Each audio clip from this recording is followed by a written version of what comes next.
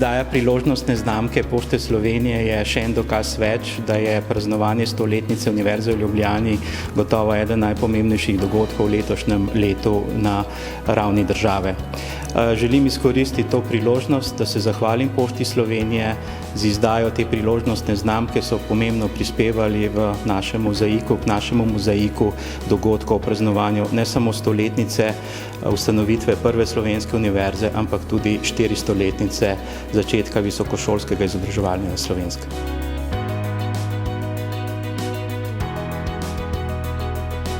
Mislim, da je to druga znamka v zgodovini univerze, ki je bila izdana. Tokrat je motiv deželni dvorec, kot mu rečemo, v katerem smo, torej osrednja stavba univerze, danes rektorat. Stavba je bila zgrajena na začetku 20. stoletja, in kar je presenetljivo, so jo potem po koncu Prve svetovne vojne, ko je bila ustanovljena univerza, dali univerzi. Kar je tudi nek simbolen, pomemben simbolen znak, kakšen pomen so pripisovali univerzi. Z univerzo so bile sicer z njeno ustanovitvijo različne dileme. Slovenci so jo vse od srede 19. stoletja imeli za enega glavnih nacionalnih ciljev, ki bi seveda tudi nekako vzgojil slovensko inteligenco tistega časa, sicer raztreseno po različnih univerzah, predvsem na Dunaju.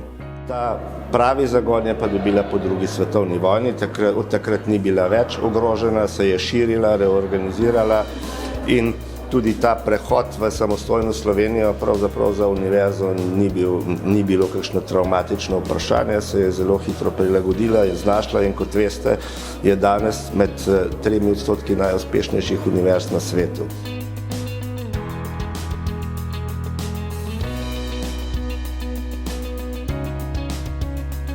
Znamka je v prvem planu vrednotnica, ki jo lepimo na poštne pakete, pisma, razgledance, potem pa, ko potuje čez nekaj let, je pa v bistvu to filatelističen material, ki ga lahko raziskujemo. Danes je v bistvu že zelo težko poslati pismo, že zelo redko se odločimo za pismo, če pa se že odločimo za pismo, se pa zelo malkrat odločimo za to, da bomo nalipnili gor znamko. V Filatelistični zvezi si prizadevamo, da praktično bi osveščali ljudi, da je filatelija lep hobi, da bi v bistvu iz tega zbiranja znamk prešli na neko raziskovanje znamk, raziskovanje zgodb znamk v ozadju in pa potem tudi razstavo teh znamk na širši publiki naprej.